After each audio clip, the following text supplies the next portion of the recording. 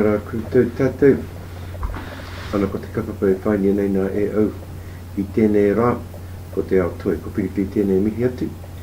Ana ko tāku, kei te korero e heu, hei te korero e heu atu I te tekau ki te papatana o tera, I te reo irirani o Arani tāne, e korero e heu mō nā mea pai, tino parau atu mei ki I tēnei tau, me nā mea whenā pēr, e mātauni nei no.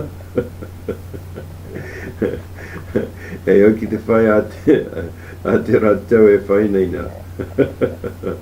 Ana ko tēnā te aho o te kōrero, nā te aha, te pai o wenei mea I kōrero nia nei nā e au I tēnei tau, he aha nā mea e pirani tia nā, e koutou e whakarono mai nei nā ki te reo irirani e mātakitaki hoki ki wenei pahotana ma rune I te ipurani. Ko wenei wetahi ona pata e whaingia nei nā I tēnei rā.